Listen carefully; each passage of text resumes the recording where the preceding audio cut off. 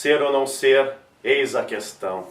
A questão é que o aulad.com.br está aqui para auxiliar todos os alunos do Brasil para qualquer processo seletivo, tanto vestibular quanto Enem. Vocês vão perceber que literatura não é tão difícil assim, ela pode ser até divertida. Seguinte, gurizada, eu sou o Bira, professor de literatura, e vou trabalhar com vocês nessas próximas aulas todas as características, autores, obras da literatura brasileira. E isso vai facilitar tanto o estudo para qualquer universidade federal do Brasil, quanto para o Enem. E hoje eu pensei o quê? Pensei em fazer uma introdução da literatura brasileira com vocês, ou das características gerais da literatura, para que isso auxilie no andamento das demais aulas. O que vai acontecer? Essa introdução vai pegar a parte mais técnica da matéria. A gente vai trabalhar um pouquinho de gêneros, conceito de literatura, nós vamos trabalhar algumas figuras de linguagem, aquelas que caem frequentemente em cada um dos períodos literários, e vamos fechar com as escolas literárias brasileiras. Esse vai ser o contexto de hoje, tá? E depois nós vamos esmiuçar cada um deles no andamento das próximas aulas, certo? Então tá, vamos lá, introdução à literatura. Eu vou fazer o seguinte, ó. O que é literatura? Qual é o conceito de literatura? Porque a literatura tem aquele receio, né, aquele medo, leituras obrigatórias, nós temos que ler livros que nós não estamos acostumados, aqueles Machados de Assis da vida, né? Mas, cara, na verdade tem a facilidade da literatura, da visualização de cada uma das obras, elas têm dicas, tem ali uns detalhezinhos que podem ajudar vocês em cada um dos processos. Então assim, ó, conceitos existem muitos. Eu peguei alguns aqui para mostrar para vocês, só para dar um panorama geral da matéria. Tem uma visão do Aristóteles que diz que a arte literária é mímese, imitação. Ou seja, ela imita a vida, imita a realidade.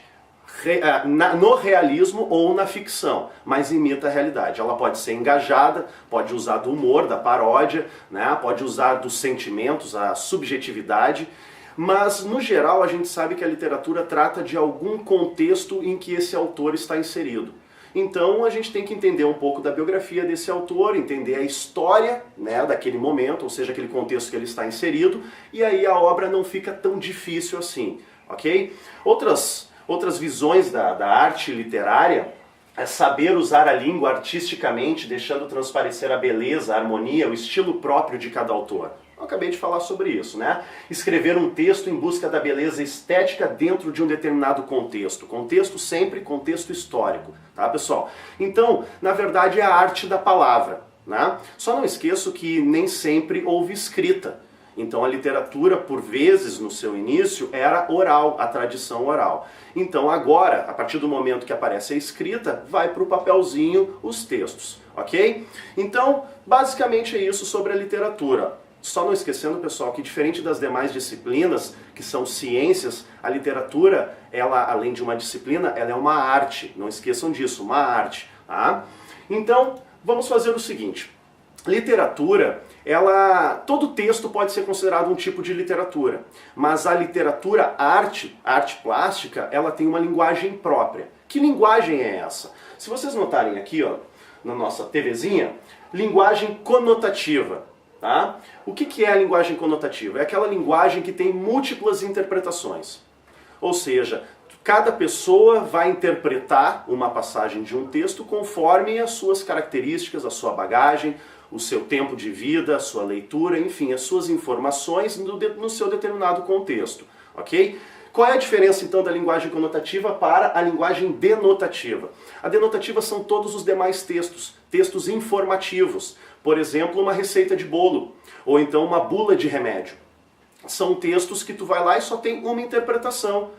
A receita de bolo é o quê? 2 ovos, uma xícara de farinha. Tu não tem como interpretar outra coisa. Agora, meu coração explode ao te ver.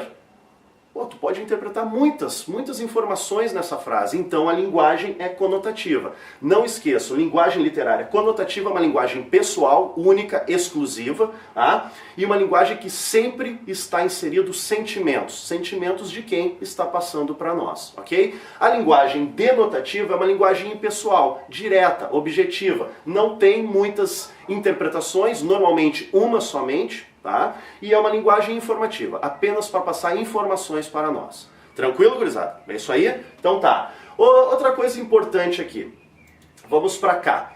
Os gêneros literários basicamente são os tipos de literatura produzido. O que significa isso? Todos os textos são semelhantes? São iguais? Nós sabemos que não. Uma poesia é diferente de uma peça de teatro. Uma peça de teatro é diferente de um romance. Então, na verdade, como eu comentei anteriormente, Aristóteles, o filósofo grego, ele dividiu as artes. E quando chegou na literatura, ele também a dividiu. O que ele fez? Colocou por um lado o gênero dramático, colocou para o outro o gênero narrativo e centralizou o gênero lírico. Basicamente, essa divisão nos facilita a compreensão e entendimento da literatura como um todo. Toda produção literária feita, produzida pelo ser humano, ela se enquadra em algum desses três tipos. Tá? Então assim, basicamente para nós sabermos o que é cada um dos gêneros literários é o seguinte: gênero narrativo. O gênero narrativo, ele mostra um mundo externo. Alguém narra ou conta alguma história para nós. Pode ser em primeira, terceira pessoa, o narrador pode ser onisciente, onipresente, ou seja, ele sabe o que está acontecendo, está nos contando essa história, ok? Não esqueçam também que essa narração ela pode ser realista, mostrar uma informação que realmente está acontecendo ou que houve e dá o parecer, a visão do autor, ou ela pode ser uma ficção. O que é uma ficção? Uma história surreal, onde tenha um monstro, um fantasma, fora do planeta, um alienígena, mas ainda assim pode ter um engajamento social, pode ter crítica, pode mostrar uma cena de amor entre dois bichinhos, dois seres inanimados e etc. Mas não deixa de ser narrado para nós. Então, basicamente, o gênero narrativo é isso. Nós temos alguns tipos de gêneros narrativos, de produção de gênero narrativo. O romance, que é um texto mais longo, tem um número de personagens elevados, né? Nós temos também um enredo mais extenso. Espaço, o espaço, a geografia, o local onde ocorre também é extenso. E nós temos, além do espaço, o tempo. O tempo é a época que ocorre, ok?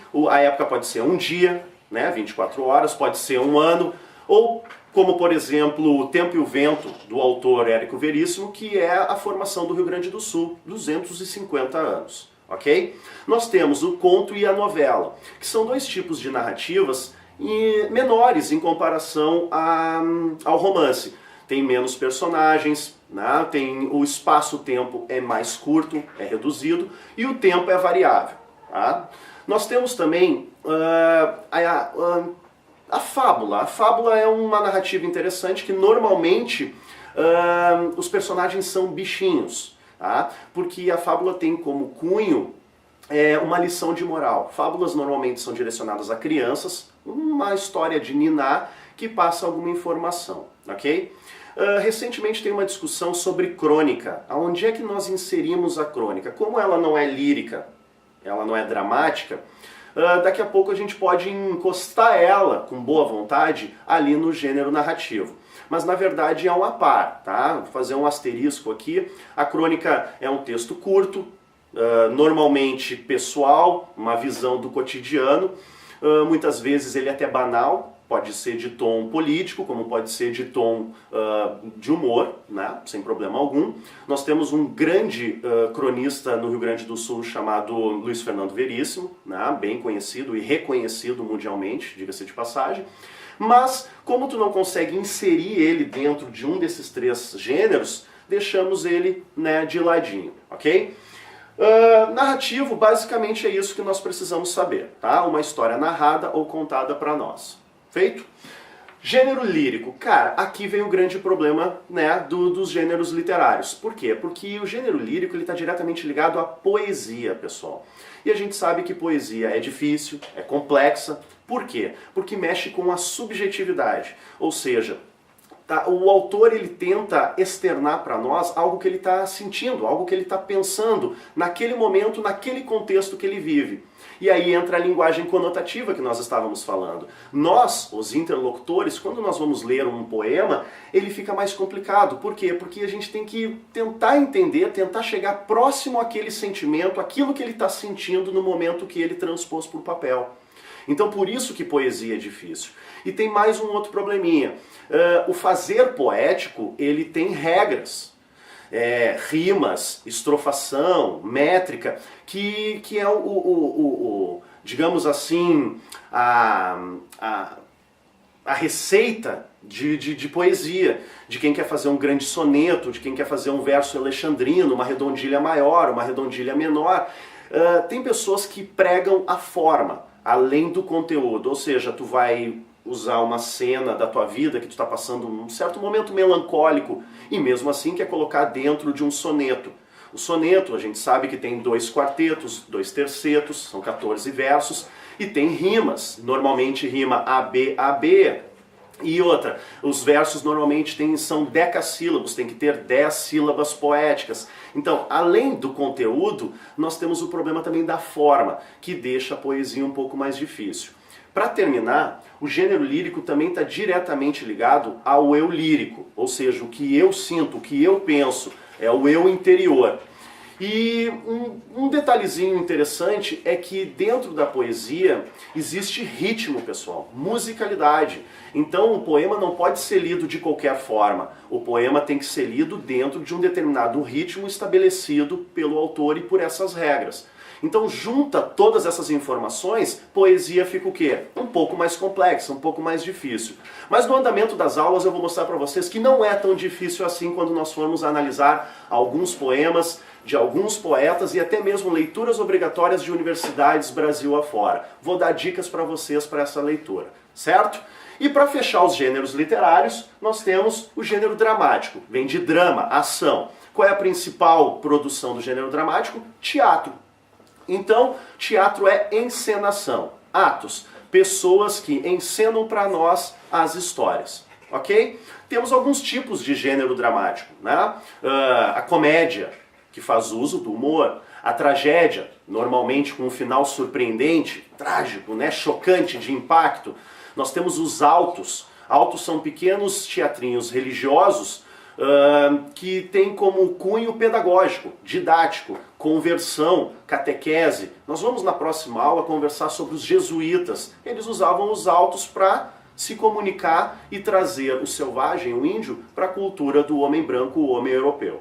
Ok? Então, pessoal, os gêneros literários basicamente é isso. Gênero narrativo narra ou conta uma história para nós. Gênero lírico, subjetividade, o sentimento, né, sendo externado para nós. E o gênero dramático, que é o gênero da encenação, do teatro, das ações ao público, certo? Agora tem um detalhe interessante aqui. Nós estamos falando sobre o gênero, só que tem alguns recursos da língua portuguesa que auxiliam na literatura. A literatura tem uma linguagem própria, ela tem uma divisão, né? A gente sabe que cada texto tem que se enquadrar dentro de uma determinada gavetinha, digamos assim.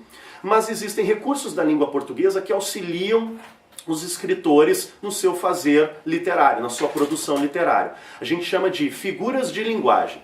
As figuras de linguagem, basicamente, as mais conhecidas, estão aqui no quadrinho para nós.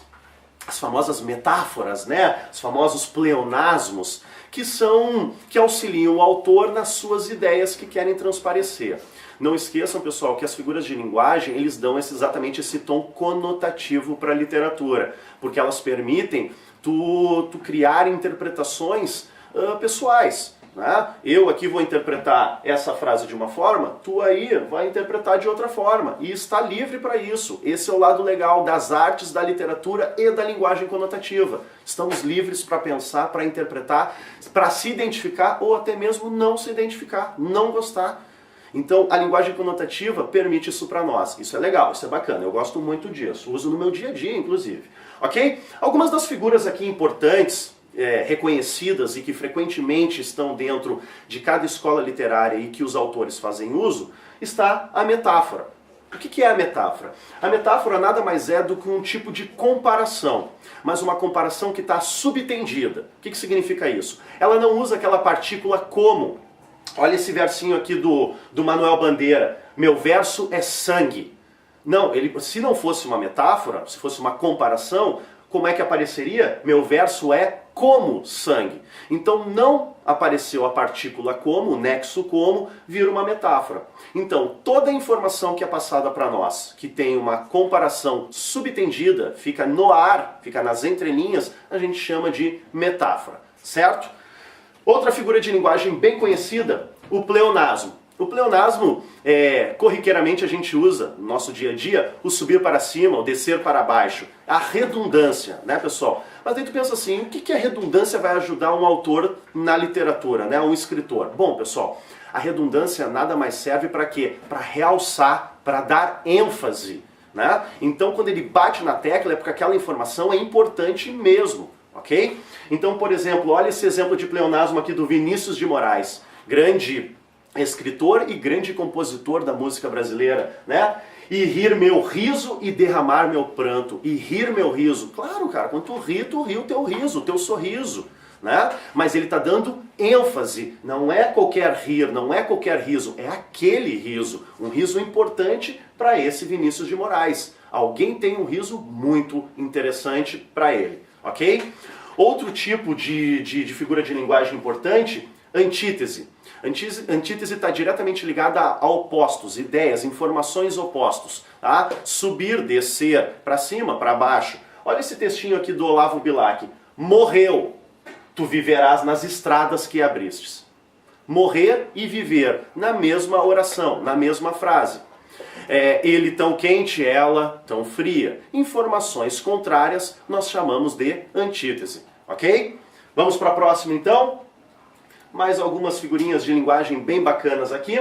A ironia. Pô, cara, quem não gosta de ironia? Eu respeito muito quem tem esse uso frequente. Parece que tem pessoas que nasceram no sangue com a ironia, né? É impressionante. A ironia, ela pode ser corrosiva, ela pode ter um tom de humor, mas normalmente quando a ironia é usada contra nós não gostamos muito, né? Por quê? Porque a ironia, ela de alguma forma, ela te dá uma alfinetada, né? Ela te dá uma cutucada. Mas a ironia bem usada, ela consegue ser genial, maravilhosa, né? Então olha essa passagem aqui do Monteiro Lobato, né? A respeito da ironia. A excelente Dona Inácia era mestre na arte de judiar das crianças. Olha só, cara, mestre na arte de judiar. Ou seja, a ironia está diretamente ligada numa informação que tu passa, mas que tu quer dizer exatamente o contrário. Não confunda com antítese, pessoal. Antítese são informações na mesma oração diferentes. A ironia é quando tu fala algo para uma pessoa, mas na verdade tu está querendo dizer exatamente o contrário, né? As mulheres gostam de fazer isso frequentemente. Você sabe do que eu estou falando, né? Uma mulher chega para outra e diz o seguinte: adorei esse vestido. Na verdade ela não achou bonito não, é extravagante demais. E isso é um tipo de ironia. Nós sabemos disso, né? Minha mulher faz isso sempre, tá? Olha só, ela não vai gostar disso quando ver esse vídeo, inclusive. Bom, outra figura de linguagem muito bacana se chama hipérbole. Hipérbole está diretamente ligado a exageros, a tudo que é elevado demais, vai ao ápice, né? Hipérbole eu tô morrendo de fome, né? Eu corri tanto que eu corri 300 mil quilômetros, né? Aqueles exageros que não fecham com a informação real. Mas para a literatura, ela tem um tom interessante, por quê? Porque ela eleva aquela situação que está sendo apresentada para nós. Presta atenção aqui nesse detalhezinho. O Olavo Bilac, em um de seus poemas, diz o seguinte: rios te correrão dos olhos se chorares. Oh, rios, cara, rios! Como é que rios vai correr? Imagina um rio, né? Um rio saindo dos teus olhos. Não, mas ele está dizendo o seguinte: a dor é tanta, aquele momento é tão complicado que ela vai chorar muito, e é um choro diferente. Esses rios significa quantidade porque aquele momento necessita dessa informação, desse exagero, dessa hipérbole. Ok, pessoal? E para fechar aqui, nossas figurinhas de linguagem, uma muito conhecida e muito usual na literatura é o eufemismo. O que é o eufemismo? O eufemismo é uma figura de linguagem que é usada normalmente para suavizar, abrandar. É quando tu vai dar uma informação para alguém, mas tu não joga direto essa informação, para não machucar, para não chocar. Então nós damos uma aliviada, digamos assim, na situação.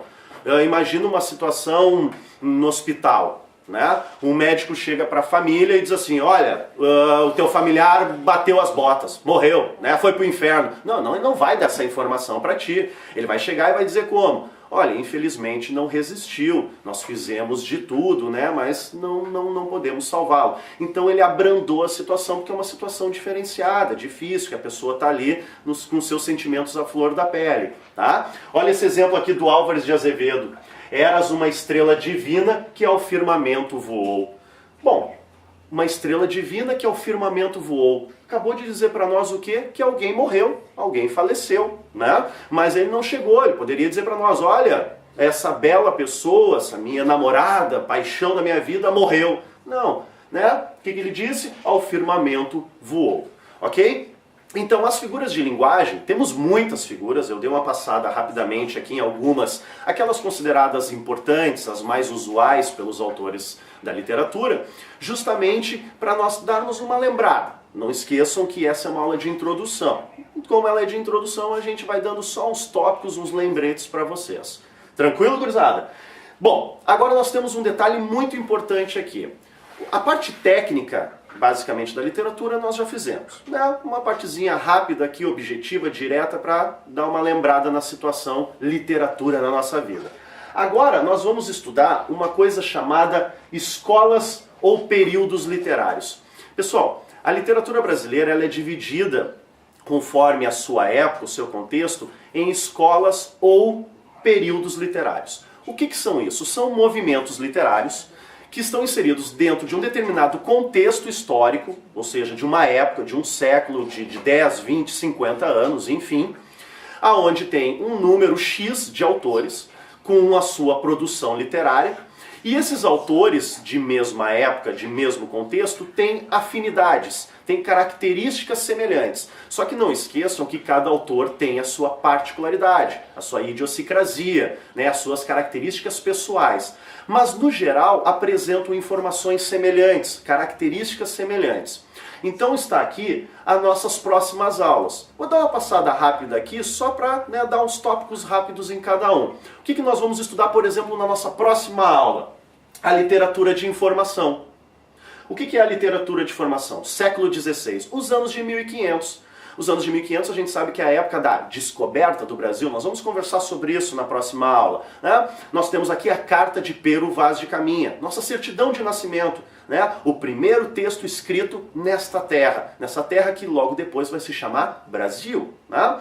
O Barroco vem um século depois. Nós temos no Barroco um período de conflito, de choque, que é influenciado por choques religiosos. Nós vamos ter um autor interessante nesse momento chamado Gregório de Matos Guerra, que inclusive é leitura obrigatória na Universidade Federal do Rio Grande do Sul. Ok? No século XVIII, os anos de 1700, nós temos o arcadismo ou o neoclassicismo. É um período que vai ser influenciado pelo ciclo de ouro, que é o objeto que o europeu veio buscar aqui lá em 1500 e acaba achando em abundância aqui em 1700. E também nós vamos ter um movimento muito importante chamado Inconfidência Mineira, que vai influenciar muito os autores de sua época. Tá? Esses três primeiros períodos, notem que cada um deles está inserido dentro de um século, né? Isso didaticamente facilita o nosso estudo para o futuro vestibular e o Enem, né?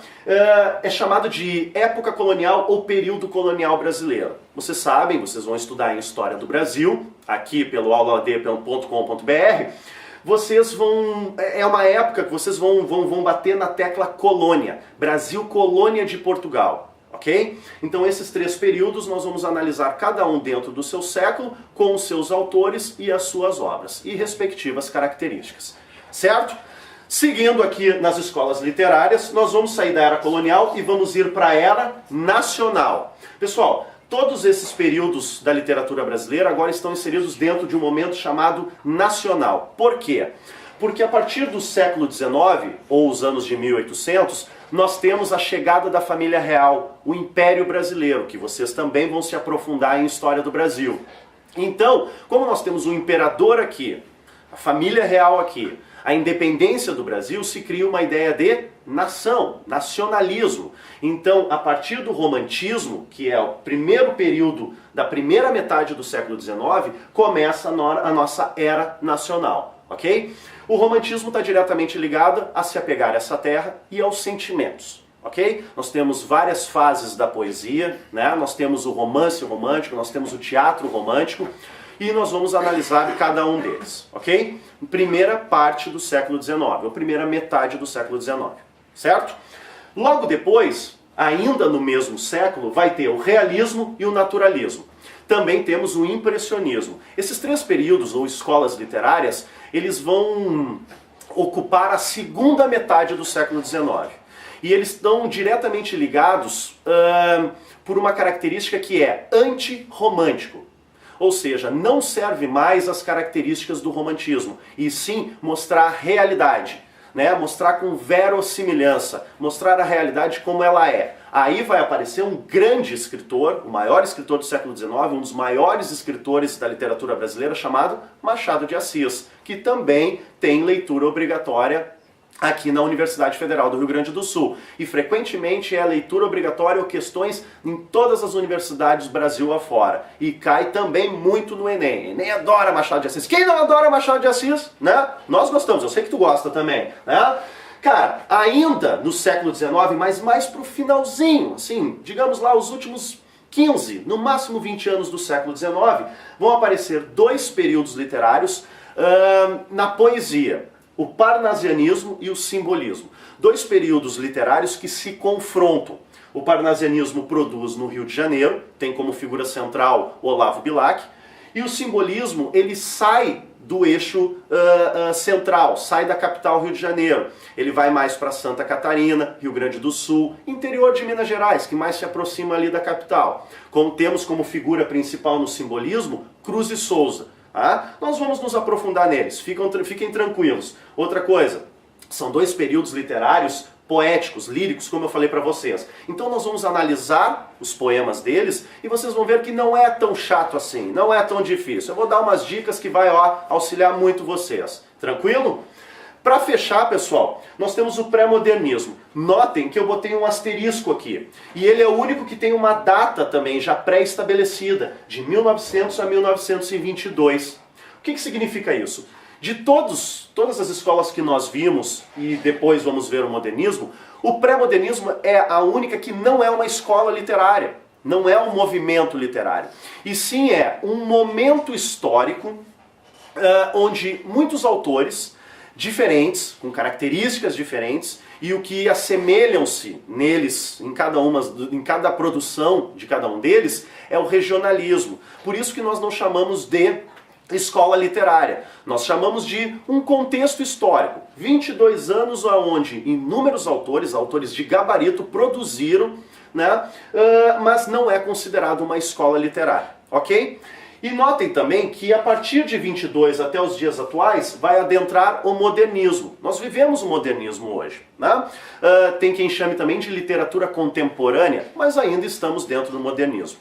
O que acontece no século XX, pessoal? O contexto do século XX ele é muito forte, ele é impactante. Em 1922 vai ocorrer a Semana de Arte Moderna, em São Paulo, que é um momento importante para as artes brasileiras. Mas não esqueçam também que no início desse século nós temos duas guerras mundiais, um momento trágico da história, né?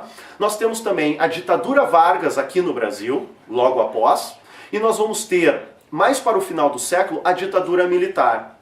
Ou seja, momentos difíceis, duros, que vão influenciar exatamente a produção literária. E aqui vai aparecer a nata da literatura brasileira. No modernismo, pessoal, só para dar um parâmetro geral para vocês, normalmente ele é visto em três fases. Uma primeira fase que vai de 1922 a 1930, uma segunda fase que vai de 30 a 45, e uma terceira fase que vai de 1945 até os dias atuais. E autores estão inseridos em cada uma dessas fases com as suas respectivas características, né, que são envolvidas exatamente em seu respectivo contexto histórico. Só para vocês terem uma ideia, é aquela época que vai aparecer Carlos Drummond de Andrade, Cecília Meirelles, Guimarães Rosa, Graciliano Ramos, Érico Veríssimo, Jorge Amado, Nelson Rodrigues, vai aparecer a MPB, vai aparecer o cinema novo. Cara, vai ter uma revolução cultural no Brasil, ela vai entrar em ebulição. Por isso que eu disse que é a nata da literatura brasileira. Aqui eu vou abrir um parênteses, porque cada momento que nós formos estudar, também, em cada uma dessas escolas literárias, eu vou analisar não somente a literatura, mas se tiver pintura, escultura, produção musical, como eu disse, no século XX vai ter também cinema, nós vamos analisar. Todo tipo de cultura é importante para nós e está diretamente ligado à literatura, inclusive sendo a literatura o grão-mestre, o núcleo da produção. Né? Nós temos literatura dentro do teatro, nós temos literatura na música, né? Nós temos uma linguagem a ser identificada na pintura, no desenho, na escultura. Né? Então eu vou mostrar para vocês cada um desses momentos e a produção artística da época. Certo, pessoal? Então é o seguinte, essa é uma pequena introdução, tá? Uma introdução à base da literatura que nós vamos trabalhar nas próximas aulas. Ok? Foi um prazer estar com vocês. Nós vamos nos encontrar na próxima aula no aulad.com.br. Tchau, pessoal. Até a próxima.